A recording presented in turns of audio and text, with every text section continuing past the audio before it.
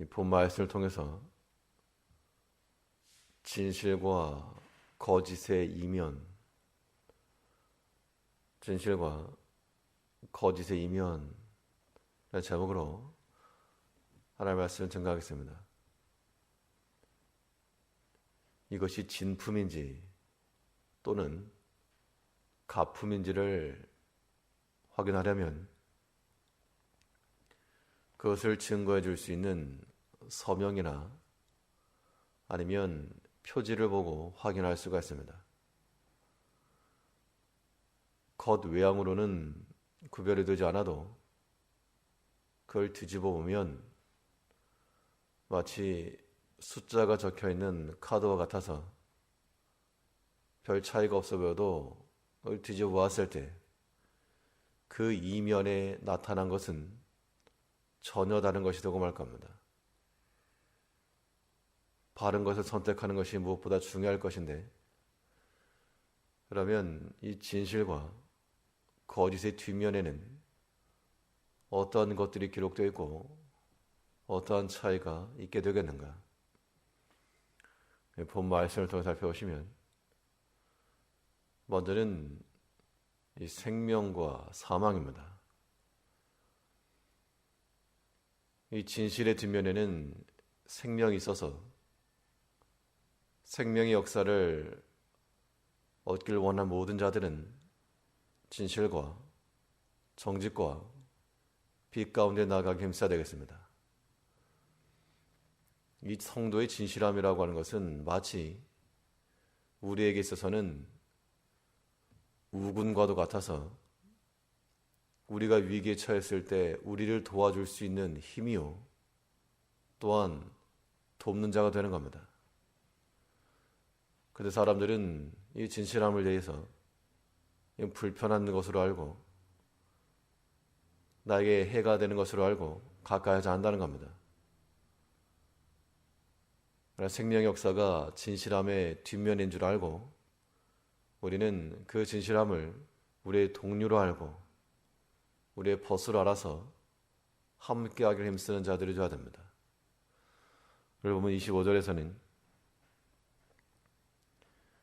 진실한 증인은 사람의 생명을 구하여도 이 바른 말, 이 정직한 증언이 사람을 살린다라 그랬습니다. 그 진실함이라고 하는 것이 다른 사람만 살리는 게 아니고 자기 자신도 사는 겁니다. 우리는 하나님과의 원팀을 이루어서 싸우는 그런 영적 군사들이므로 하나님 나라의 그 룰을 어기고 또 하나님과의 적대시되는 그런 일들을 자행해서는 필패하고 말 겁니다. 진실하신 하나님이시여 빛이신 하나님 앞에서 우리가 그와 동일한 결을 가지고 나가지 못하면 어찌 한 팀을 이룰 것이며 어떻게 동료로서 대적과 싸울 것인가? 이제 우리의 모든 행함에 있어서는 우리의 신앙 인격이라고 하는 것이 우리 자신의 그런 개인적 성품만이라고 생각할 게 아니고 하나님과의 짝을 이루어서 하나님과 더불어 행하는 것인 줄 알아서 우리의 말하는 것이나 행동하는 것이 하나님께로부터 나온다. 그런 마음을 가지고 나가면 우리를 사망으로 빠뜨리는 그런 잘못된 걸 하지 않고 빛 가운데로 정직과 진실함 길로 나아갈 수 있을 겁니다. 생명의 역사라고 하는 것은 결코 다른 데 있지 않고 진실함 가운데 있는 겁니다. 이것이 이기는 유일한 길입니다. 아무리 우리와 함께하고 즐거움을 공유를 해도 우리에게 선한 것을 소개하지 않고 악한 길로 안내하는 자들은 우리의 좋은 벗이라 말할 수가 없습니다. 우리의 좋은 친구와 같은 진실함을 삼고 언제나 빛 가운데로 우리 마음이 하나 앞에서 항상 검증을 받으며 누가 본다라고 하는 그 마음을 가지고 하나님 앞에서 우리의 중심을 주께 아뢰고 진실한 가운데 우리의 모든 언사가 다 빛 가운데서 나타나므로 우리가 살고 또 다른 사람도 살려낼 줄 아는 그 능력 있는 하나님의 백성들이 되어야 됩니다. 반면에 이 거짓의 뒷면에는 사망이 도사리고 있는 겁니다.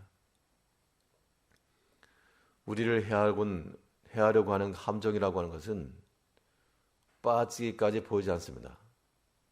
그럼 그걸 함정이라 말하지도 않죠.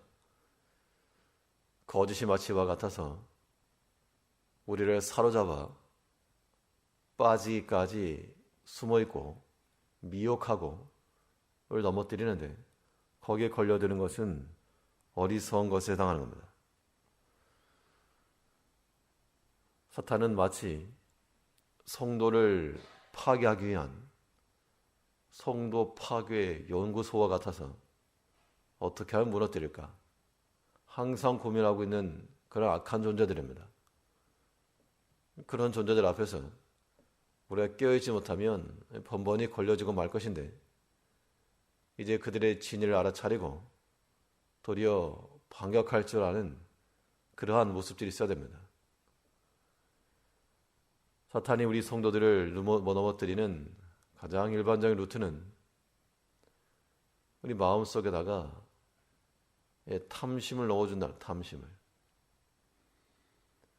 그 탐심이라고 하는 것이 어떤 형태로든 물질의 욕심이 되었건 영역이 되었건 어떤 뭐가 되었든 간에 그러한 마음속에 욕심이 얻고자 하는 마음이겠죠. 그러한 탐심이 점점 자라서 죄가 되고 그 죄가 담장 밖을 넘어서 사망에 이르게 된다는 겁니다. 이제 우리 마음을 잘 살펴서 하나님 앞에서 합당치 아니하는 그런 죄의 씨앗이 뿌려지지 않았는가? 우리 마음에 원하는 바가 욕심과 탐심에 근거한 것은 아닌가? 항상 살펴봐야 됩니다.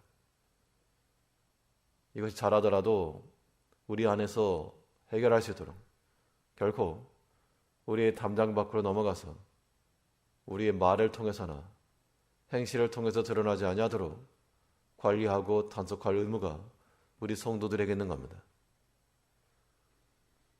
진실한 증언은 사람의 생명을 살려도 이 거짓된 증언이라고 하는 것은 우리를 구원함에 이르게 하지 못하고 도리어 사망에 이르게 한다는 겁니다. 단순한 거짓된 말만 아니라 내가 거짓말 안 했으니까 난 진실하다가 아니고 우리 마음이 하나님과 불일치하면 그것이 거짓된 겁니다. 우리 신앙 고백이 행실과 일치하지 않으면 그것 또한 거짓된 겁니다. 우리를 넘어뜨려온 사단은 항상 이 거짓을 가지고 우리의 미혹함을 알아서 우리를 사망으로 이끌어가는 그 욕심 따라가지 말고 우리의 좋은 것을 진실로 삼아 하나님과 동료가 되고 하나님과 한 팀이 되어 그와 동일한 말과 언사를 통해 오늘 하루도 진실한 가운데 나아가는 우리 성도님들 되셔야 됩니다. 또 이 진실함과 거짓의 그 이면에는 어떤 것들이 있는가? 이 절제와 무절제인데요. 이 거짓의 뒷면에는 무절제함이 있어서 막 튀어나오는 겁니다. 자기를 포장하기 바쁜 나머지 하고 싶은 대로 마음이 원하는 대로 그런 거짓된 것을 뱉어내기 때문에 이것이 속이는 것이요 또는 생명의 역사가 없다 그랬습니다. 25절 다시 보시면 진실한 증인은 사람의 생명을 구하여도 거짓말을 뱉는 사람은 속이느니라. 그러니까 이 같은 입에서 나오는 것이라도 말을 하는 것이 있고 말을 뱉는 것이 있다 그랬습니다. 입에서 뱉는다라고 하는 것은 버리는 겁니다. 우리 속에서부터 추악한 것이 나오게 되면 그건 마치 뱉는 것인데, 우리가 지나다 보면 좀 교양 없이 아무 데서나 뱉거나 이런 사람들 보면 우리 그닥 기분이 좋아질 리가 없습니다. 우리가 하나님의 백성들로서 말로서도 거짓을 뱉어내고 행동으로서도 거짓을 뱉어낸다 그러면 참 하나님 나라의 백성들 사이에서 미간이 찌푸려질 참 매너 없고 교양 없는 사람이라고 말 겁니다. 우리는 하나님 나라의 시민들로서 그 나라의 규칙을 지키고 그 나라의 백성다운 인격을 가지고 거짓을 뱉어내는, 더러운 것을 뱉어내는 자가 되지 않고 언제나 선한 것과 의로운 것을 표현할 수 있는 그러한 자들 되어 마땅합니다. 그런데 거짓의 뒷면에는 무들짬이 있어서 마구 뱉어내도 이 진실함의 뒷면에는 질서와 절제함이 있어서 더럽히지 않고 해치지 않고 질서를 유지해 나간다는 겁니다.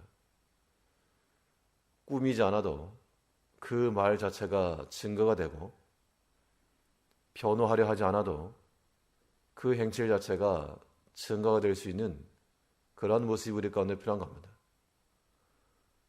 바울은 말하기를 우리는 수다한 자들과 같이 많은 말로서가 아니라 우리는 그리스도를 증거하는 자라. 말을 많이 하지 않아도 그의 한마디 증언이 진실하기 때문에, 참되기 때문에 수다한 말이 필요 없다는 겁니다. 그러한 자들의 말은 뱉는 것이 아니고 고이 모시는 겁니다. 오늘 하루의 삶 가운데도 우리의 숱한 말 가운데 우리가 수다한 말쟁이로 끝나지 않고 모셔질 만한 그런 말과 그런 행사가 우리 가운데 있기를 힘써야 되겠습니다. 거짓의 이면을 뒤집지 말고 언제나 진실함을 선택하여 생명 가운데로 또 질서와 절제 가운데로 우리를 인도해 드릴 수 있는 지혜로운 성령이 되시기를 바라겠습니다. 기도하겠습니다.